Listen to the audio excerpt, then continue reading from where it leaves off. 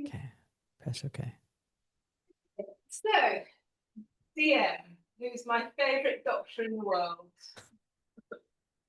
and a really good friend. So we met. You're better off saying how we met and things, but he's just a good egg. Yeah, well, is it because I'm the only doctor you know, by the way?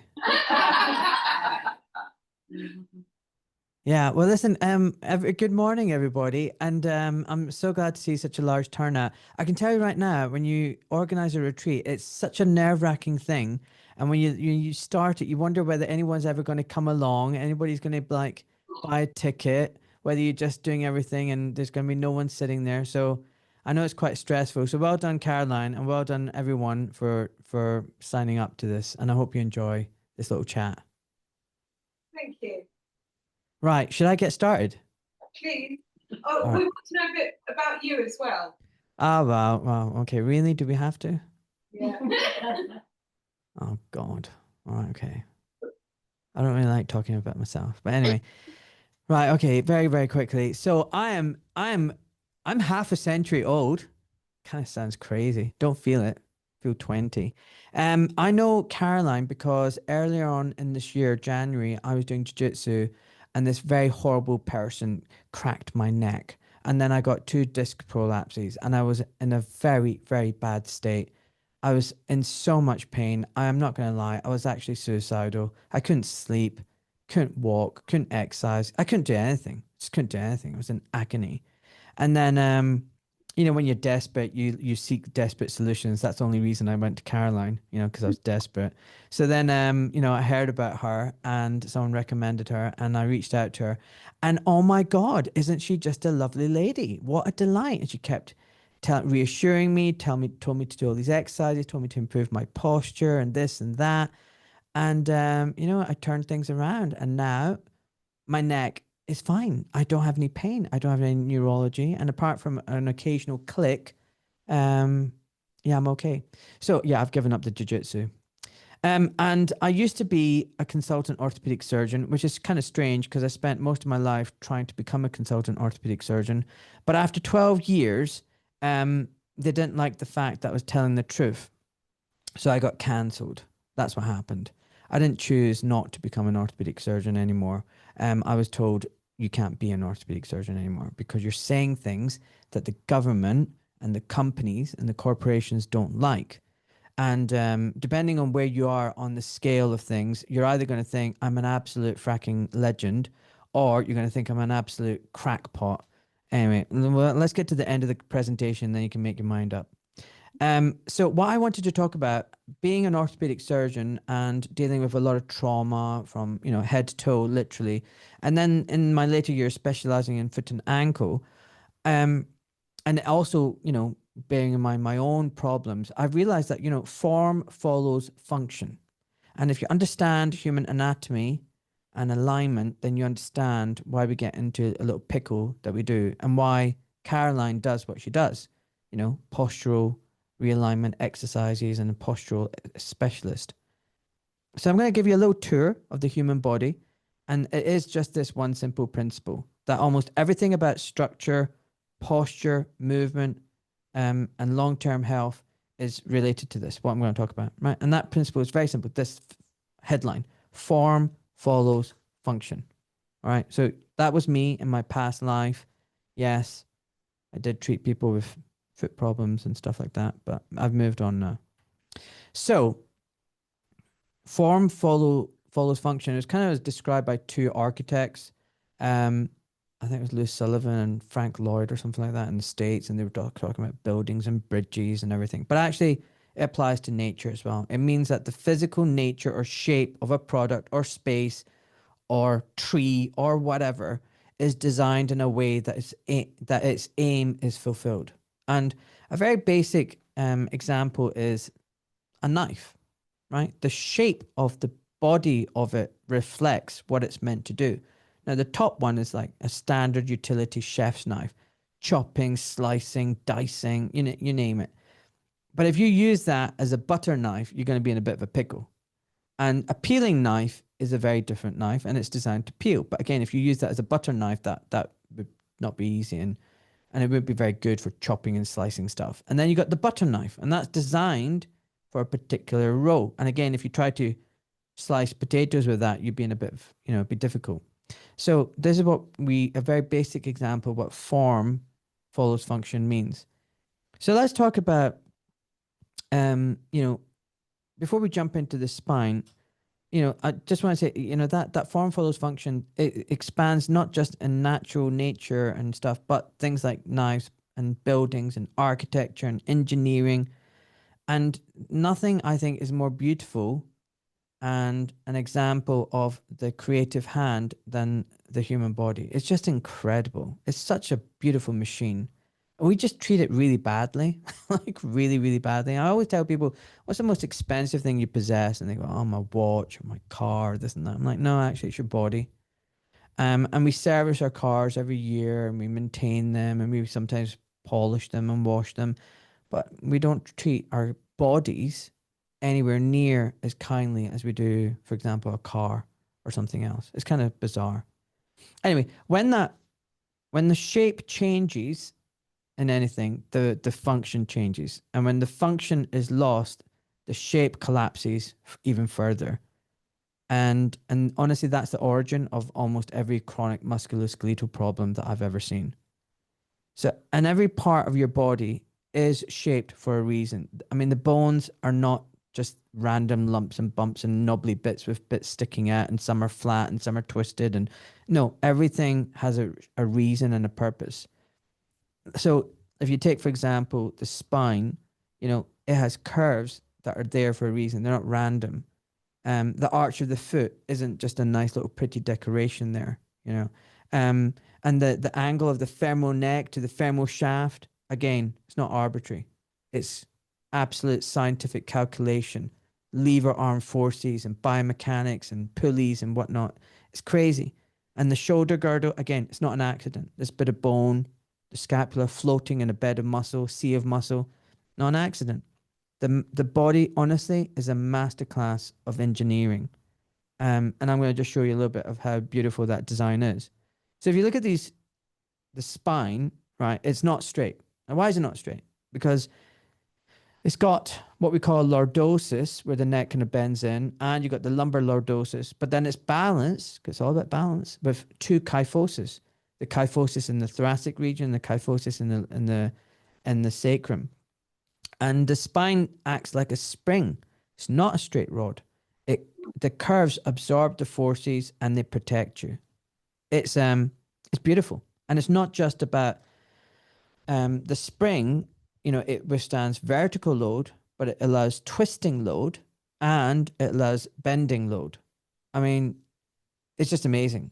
And if you think about any artificial, man-made, synthetic structure, and they talk about stress testing it and cycles, everything fatigues and breaks eventually.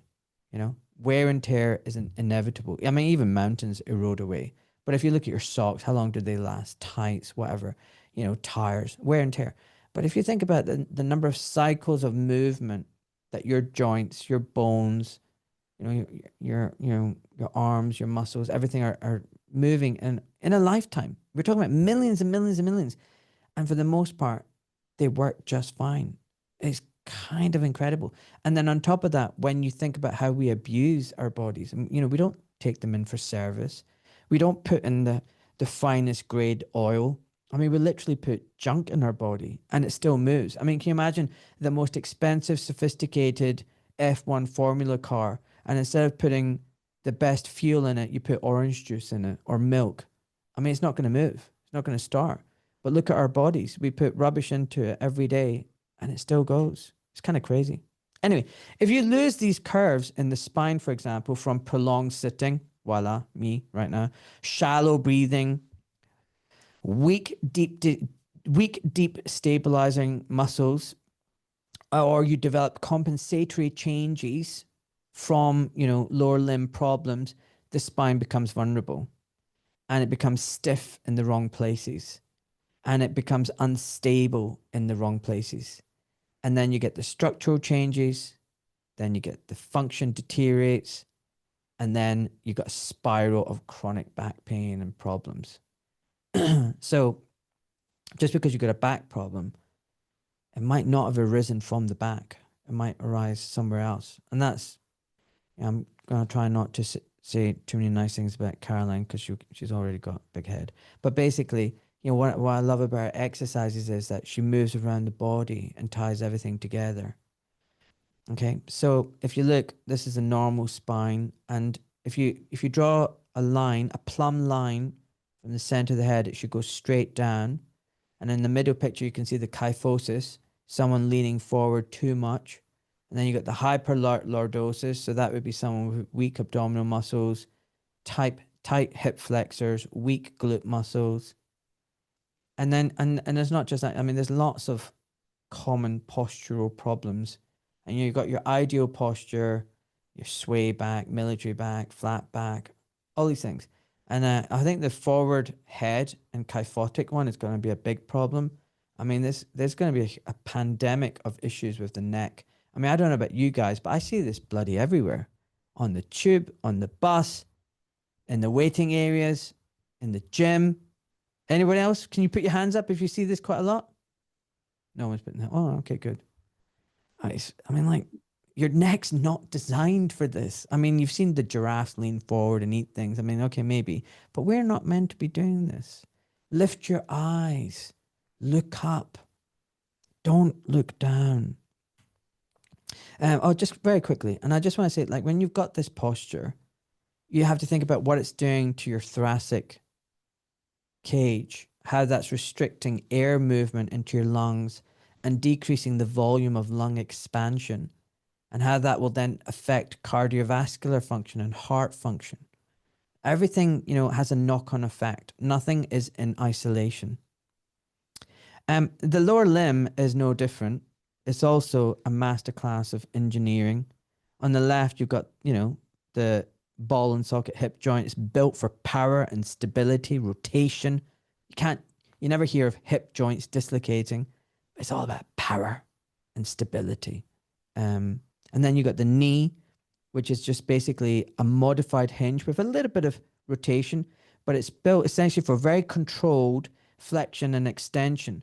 And that funny little knobbly bone in the front, the patella, it's not just there to look funny. It's there to improve the lever arm function of the knee and the biomechanics. And it does allow a little bit of rotation when the foot's on the ground. Then you got the ankle joint, which is kind of like a mortise joint. And again, that's a very precise hinge joint movement. And then the joint underneath that, which haven't shown a picture of, that's a subtalar joint, and that's even more important. That's like got pronation, supination, that side to side roll that absorbs, uneven terrain. That subtalar joint is what allows you to have the romantic walk on the beach, by the way. I hope you guys are having romantic walks on the beach with someone else, preferably your husband or wife. Anyway, so then the whole lower limb is designed to basically absorb, shock and transfer force from the ground to the core and back again. And when one link loses the alignment, the rest is going to try and compensate. And you have to give it to the body. It's really good at compensating. Short-term compensation is okay, but long-term compensation is not good. Then you develop problems, contractures, muscle weaknesses, joint deformities. So, for example, if the foot collapses, if you look at the bottom left, the arch collapses, the foot rolls in, it's called pronation. That will create a force along the tibia and the knee. The knee is going to move inwards. This is called a valgus kind of deformity. And then the hip is going to shift and the pelvis is going to tilt. And that the pelvis is going to, tilt the spine curves. And if the spine curves, your head posture is going to change. Your shoulder's going to dip. And this is why you need to look at posture as a whole body event and not a local problem. And folks, what I've really described here was summed up in a little nursery rhyme song thing. Some of you might have heard it. It goes along the lines of like, your little toe bone is connected to the foot bone, and the foot bone is connected to the ankle bone, and the ankle bone is connected to the leg bone. Do you know what I mean? And we forget that as we grow up. Everything's connected. It's all one kinetic chain.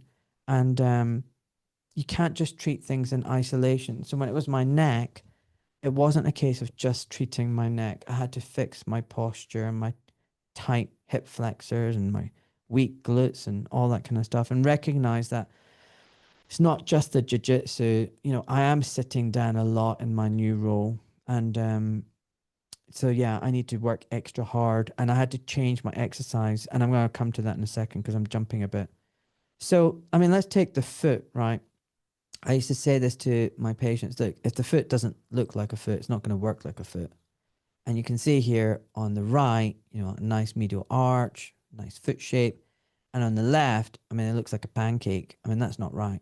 So that's an acquired flat foot deformity. They've lost their medial longitudinal arch. They've got valgus of their hind foot. Their forefoot and midfoot are abducting ab. I mean, it's not good.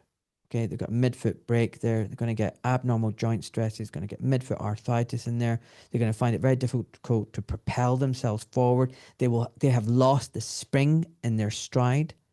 All right. And there's no economy of movement. There will be increased energy consumption to move and travel. They will get tired more easily. So there are huge knock-on effects to if, you know, your foot doesn't look like a foot anymore, you know. And the foot, it really is an extraordinary structure. And I'm not saying this as a former foot and ankle surgeon. It really is incredible. You know, it's got 26 plus bones, if you count all the little sesamoids you sometimes get, 30 joints, over 100 muscles, tendons, and ligaments, nerves. It's a suspension bridge. It's a lever. It's a shock absorber. It's a sensory organ. I mean, I'm not talking about toe sucking. I'm talking about, you know, it's a very delicate foot. So, like, you know, when you're walking, you need the balance and, you know, all that kind of stuff. Because if you don't feel your feet on the ground, then you lose your balance. And if you lose your balance, I mean, you're falling over. I mean, I've got nothing against people who like toe sucking, by the way, but it's not for me. And then there's like there's three arches as well, you know, and you got the transverse arch, the lateral arch, the medial arch, and they give the foot the elasticity and the spring. They allow you to walk, run, jump, squat, pivot, and these are the things you need to do, especially as you get older. You want to crouch down and, you know, stroke your dog or your cat, pick up your grandchild, walk in the woods, you know, stand in the kitchen, pivot around, all that kind of stuff. And when those arches collapse or harden or distort, everything else above it is going to suffer, you know? I mean, these arches are holding up your whole body.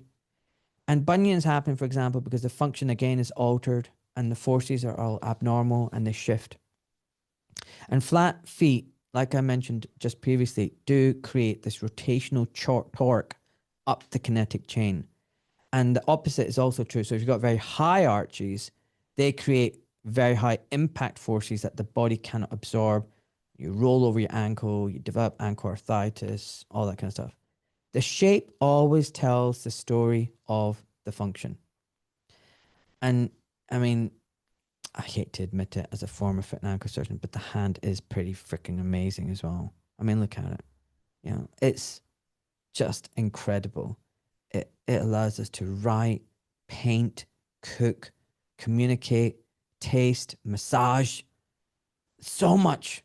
Like, take your hands away, remove the function of your hands, and we lose everything. And this is what differentiates us from primates, this amazing digit called the thumb, you know? So you got this precision and you've got power, you've got grip strength. I mean, the human hand is unmatched in the animal kingdom. Nothing comes close to it. And what I find incredible is how the modern robots, they've done some incredible work on the robotic hands. But if you look very closely, it's literally mimicking nature. The pulleys are the tendons, you know, the number of bones and joints and digits, because nature is perfection. It's just beautiful. You know, it's very difficult to perfect it. And the thumb sits in this kind of like saddle joint, and that's what gives you the pinch and the grip, and allows you to have the fine movement. And that is ultimately what differentiates us from primates. I mean, I'm just as hairy as a chimp, by the way. Just thought I'd let you know. The hand, so, is a delicate tool, but a powerful clamp. And when I operated, I would hold my scalpel gracefully and cut through tissue like, a hot knife through butter.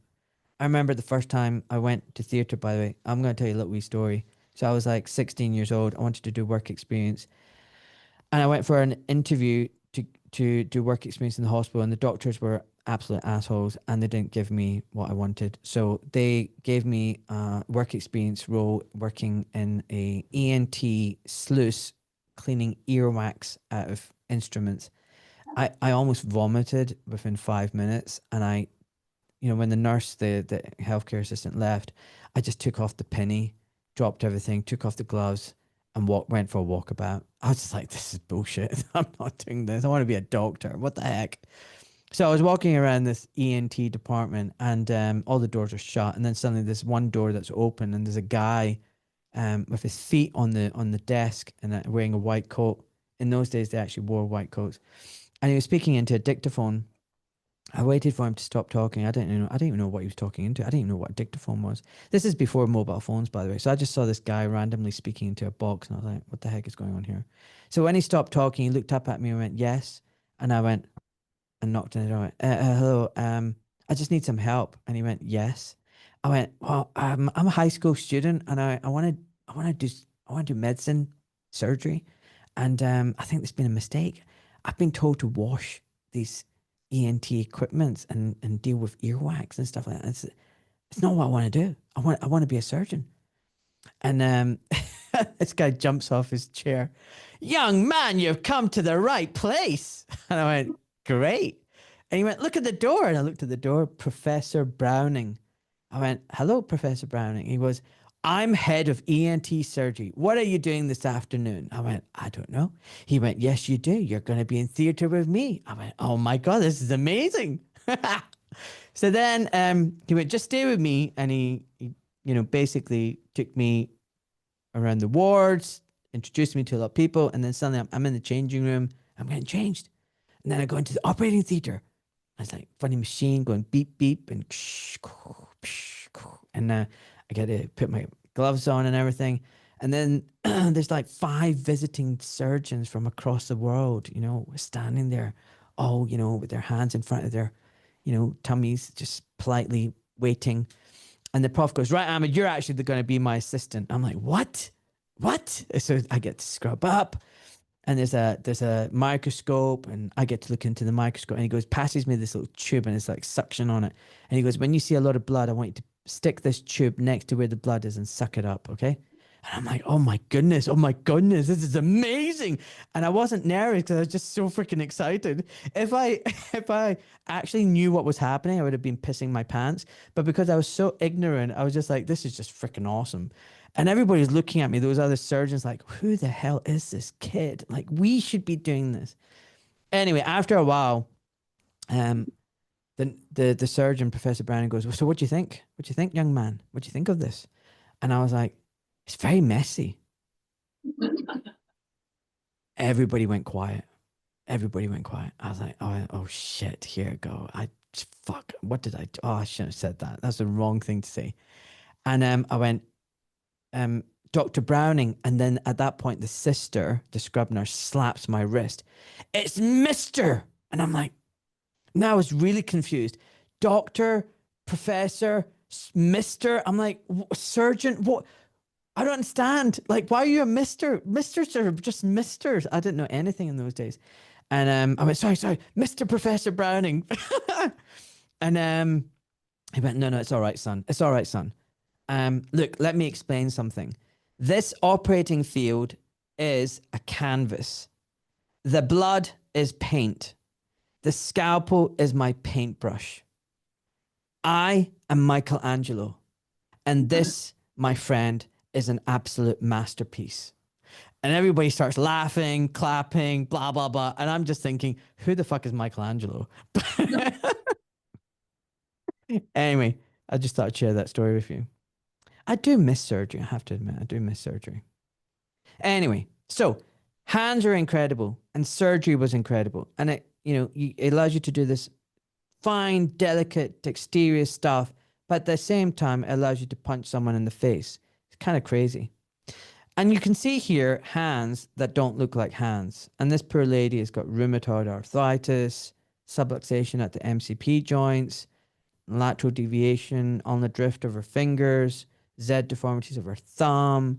You know, it's just not nice. And honestly, these hands don't work. She will struggle to, you know, button her shirt up. Form follows function. And I just want to stress about the sagittal plane, which is, you know, if you look from the side, okay, so there's three-dimensional planes, coronal, sagittal, axial. So sagittal is from the side. And like I said, when I mentioned earlier, the plumb line from the center of the head, should go through the shoulders, center of the waist, hips, pelvis, knees, down to the ankles.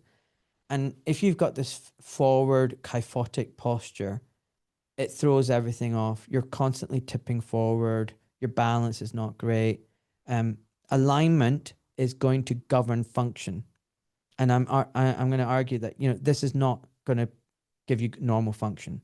So this is an extreme example, but it just shows you if your posture and alignment is out of sync, you're going to be having big problems because you recruit the wrong muscles, you create compensations, you stress joints that were never meant to take the load that they're taking. I mean, this forward head posture will tighten the thoracic spine, inhibits the diaphragm, weakens the deep neck flexors, increases the load on the lumbar spine. And then you get this anterior pelvic tilt changes, okay? So if you have that, this is a separate thing. That's not great.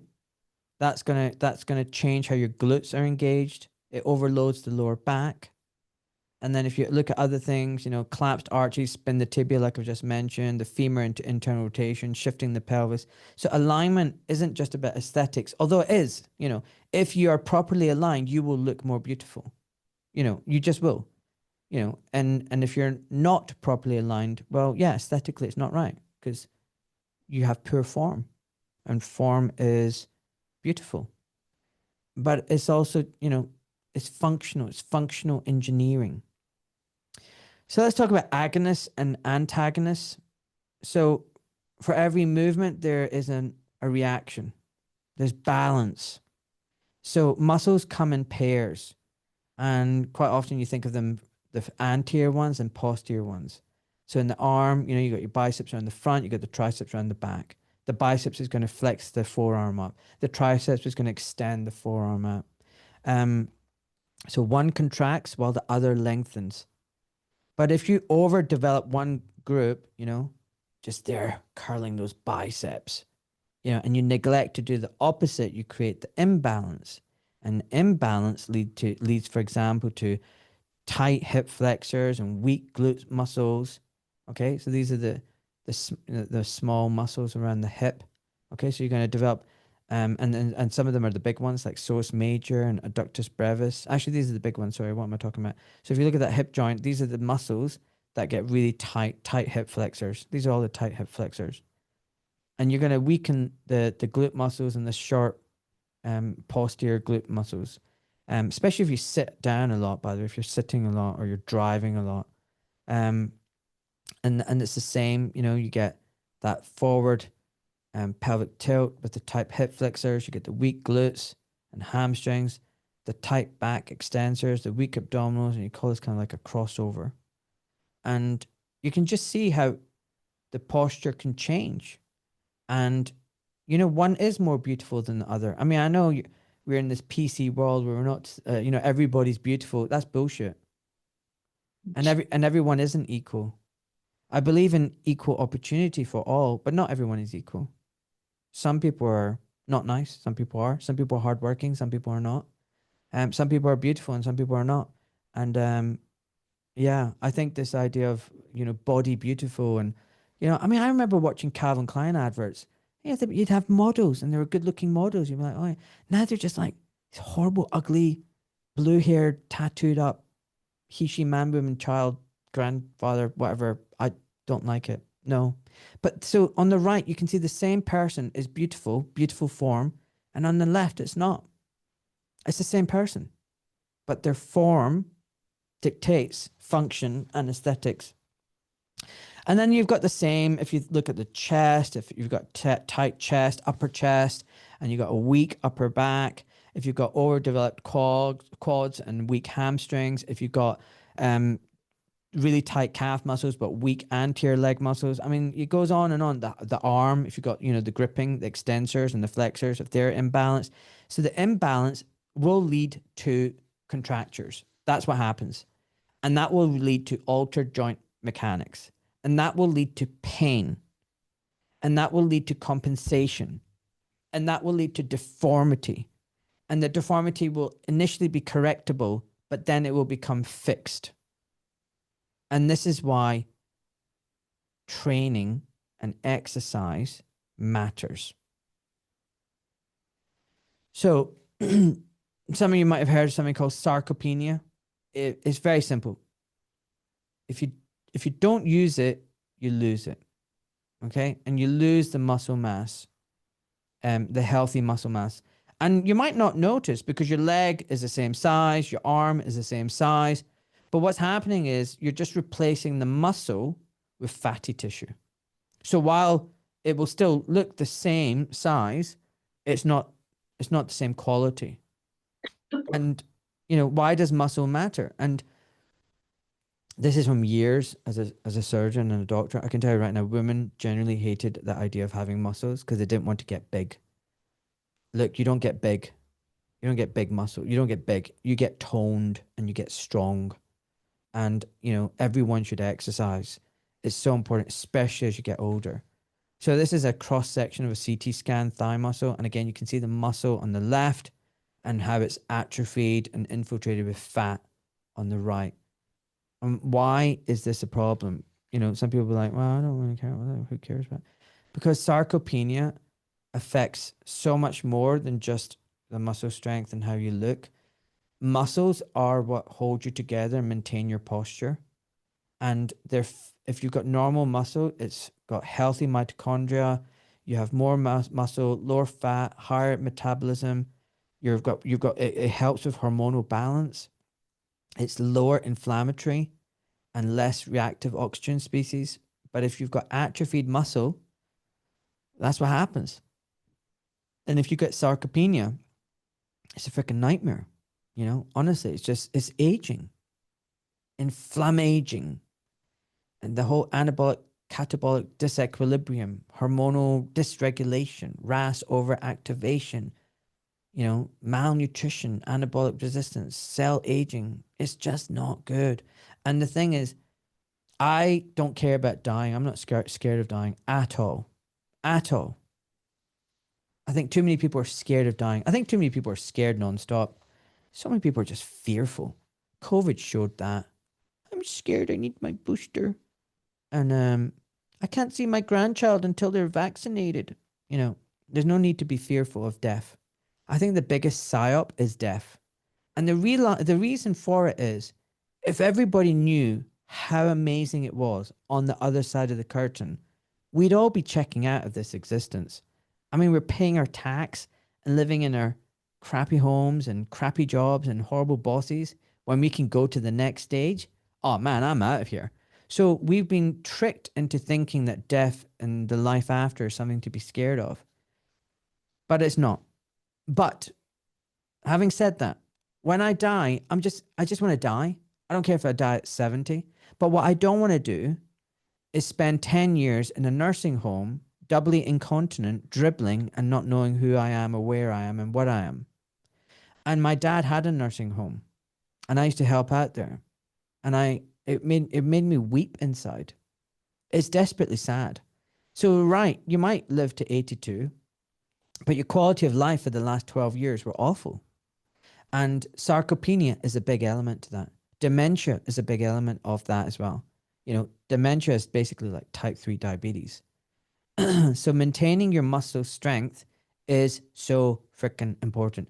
And I would argue that strength training is more important for people older, like 50 plus, than young people, because they've got the physiological reserve. And it's never too late to start exercising and doing your strength training. Just remember, honestly, muscle aging is your insurance. the best insurance you can get. And then that comes to, you know, how do you maintain your muscles and everything? So it's all about like exercise. Um, yeah, actually, let me just go back a bit. So that what I meant by that muscle aging is insurance, I just want to develop that for a minute. Okay, because it's better than any AXA insurance or Vitality or Aviva or anything. It's your metabolic currency. It's gonna protect your joints. It's gonna maintain your posture. It's anti-fragility. You're less likely to trip and fall over and break your hip. And it helps with your glucose regulation and your sugar control. And it predicts how long you're going to live and how healthy you're going to be as you get older. So the more muscle you have, the better. So if you haven't got guns, go get them. So when you exercise, I saw this quite a lot when I would ask people, so tell me, how do you exercise? What's your exercise like? And it was the equivalent of eating red apples, breakfast, lunch, and dinner 7 days a week. Now, no one's going to say that a red apple is unhealthy. Is a red apple unhealthy? Absolutely not. It's very healthy for you. But is it healthy to eat a red apple for your lunch, dinner, breakfast, you know, all these kind of things 7 days a week? Hell no. You've taken something that's healthy and made it extremely unhealthy. And it's amazing how many people treat exercise like that. So I would say to people, so tell me about your exercise. Oh, I run 5K on a Monday and I run 5K on a Thursday. Then I do a 10K on a weekend. And they'd be like really proud of themselves. And I'd be like, okay, did you do any other form of exercise? I just told you. I was like, okay, and nothing else. Oh, what more do you want me to do? And I'm like, okay, well, that's like eating a red apple every day and only a red apple. And they're like, what are you talking about? Just running is not a good form of exercise. Just walking is not a good form of exercise. Caroline, I'm going to say this, but just doing what Caroline tells you in her classes isn't enough either. It's really good, but it's not on its own. It's not enough. You need a balanced diet of exercise. Okay. It's really, really important. I put that picture up in the top left because it reminded me of our last class, Caroline. So there is no single perfect exercise. You need like the 4 elements are strength training. Okay. That protects your joints. It increases your metabolism and prevents sarcopenia. It builds the muscle mass. You want stretching mobility, which maintains the range of motion and prevents contractures. You want a bit of aerobic work. You want your heart rate going up. That supports your heart, your mitochondria, and it gives you endurance. And you want short anaerobic bursts, which build power and which maintains the fast twitch muscles. And that helps with balance and reaction. Keep your brain sharp. You need all these 4 because each one addresses a different biological need. Okay. You need that balanced diet of exercise. And you don't want to just do the same. And, you know, there are consequences of doing no exercise, poor exercise, or unbalanced exercise. So if you don't do any exercise, the muscles are going to wither away. You get the sarcopenia, you get the joint stiffness, you get the degeneration, and that accelerates, and you get the deformity. But if you do poor exercise, you get compensations that get ingrained. You get imbalances that just get bigger and bigger. Your posture will inevitably collapse and something will fail or fatigue. And if it's unbalanced exercise, again, you get the overuse injuries, you get the tendinopathies, the Achilles tendon problems, the plantar fascia problems, the chronic tightness, and the structural deformities. And looking back, I was guilty of unbalanced exercise. And that's why I quite like doing Caroline's classes. I'll come to that in a second. Oh, look at that. Look at Caroline. Caroline, look at you. So they reactivate, in particular, the small stabilizing muscles, and they restore natural length and alignment. So I was very good at lifting my kettlebell and doing rah and swinging weights and all that kind of stuff, and press ups, push ups, jiu-jitsu, fighting gorillas, you know, bigger than me, half my age and double my size. But that's not balanced. And then I'd be like, oh, but I run as well. But that's endurance. And I wasn't doing flexibility, and I wasn't doing stretching, and I wasn't doing joint movements, and I wasn't recruiting small muscle groups. And therefore, I was developing compensatory things and including my neck. So while, yeah, the guy cracked my neck, in hindsight, I think if I had a bit more of the flexibility within my whole spine and posture, then I wouldn't have been at that breaking point as I was. So just to give you an example of some of the small muscle groups around the shoulder girdle, the scapula, you got these really tiny but very important shoulder muscles that help with the posture, help with neck. So, it was amazing how much of my neck pain was actually coming from shoulder girdle muscles spasms. So, serratus anterior, lower trapezius, middle trapezius, rhomboids, levator scapula, you know, teres minor, major, all these things. And when they're weak, they allow the shoulders to round, the neck to overwork, and the upper traps to dominate. So, you want that extended, chest forward, blah, blah, blah, neck aligned properly, posture. And the rotator cuff muscles, the ones that move around the shoulder, these are small, but again, they're powerhouses for shoulder stability. They give you actually that full range of motion. If you rely just on your deltoids, you're kind of limited. So again, supraspinatus, infraspinatus, teres minor, subscapularis. Again, if these are underactive, you get your impingement, your bursitis, your tendon issues, and poor overhead mechanics. They they act like a humeral head depressor. They keep the humerus down in that shallow glenoid cup. And then you have the deep neck flexors, and most people have never trained these. Again, they're really important for your neck posture, your cervical alignment, and reducing injuries. Longest colli, longest capitis. And again, if these are weak, because of the big neck muscles overcompensate, you get chronic neck tension and disc prolapses. And then there's so many more. I'm not going to go through them all, but there's like tons of them, right? Like your little foot muscles as well. I mean, I always recommend you should walk around barefoot at home. Just use your feet, pick things up with your feet. I love exercising barefoot. It works and engages my foot muscles.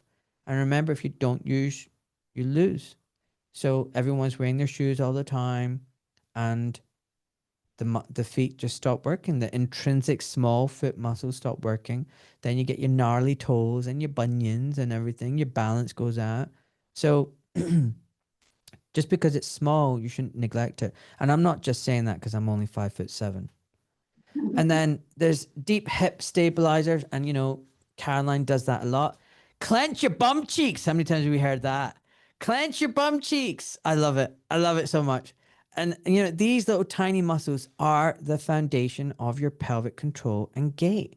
And, Caroline does a great job of working these. You're like, oh my God, I never knew I had a little muscle there, And I don't know, I think it was Austin Powers. You want toit muscles in that glute, right?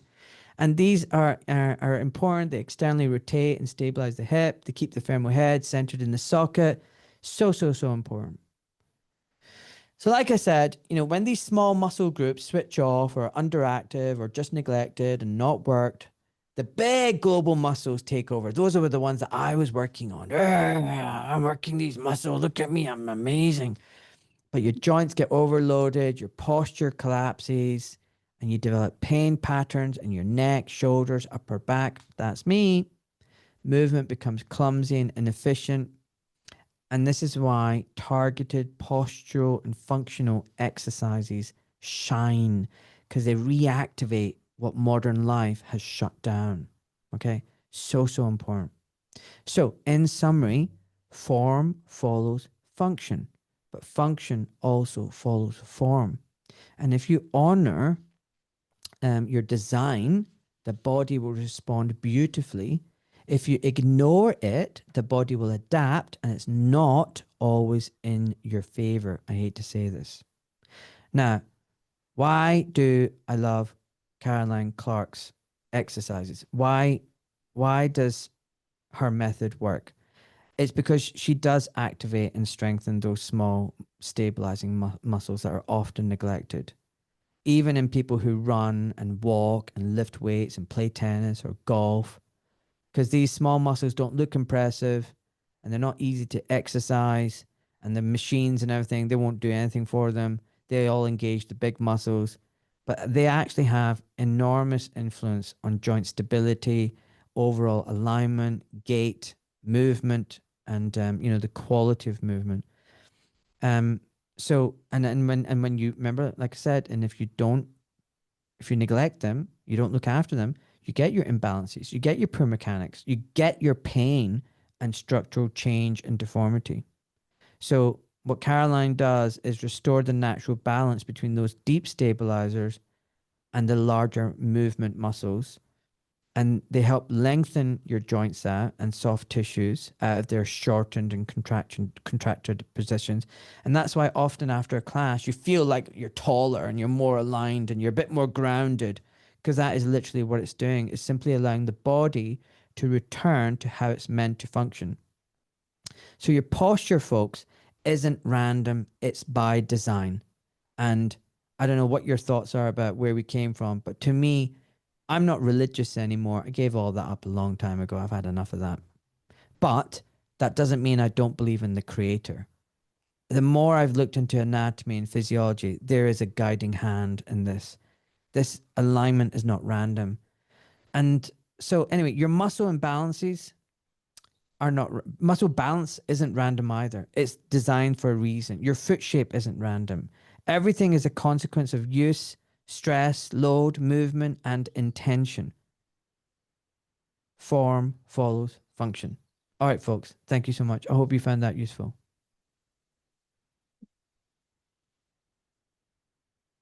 I can't hear you guys. I don't know what you're saying. Liam, have you got time to take a few questions, or are you racing? No, I'm not racing. What time is it? Can you put us on large? Oh, yeah. I think that was actually good timing, because now we've got like 10 minutes for questions. Perfect. So, Carrie, what did you want to ask? Oh yeah, hi Jim, thanks for that talk. It was really good. I really enjoyed that. Thank you.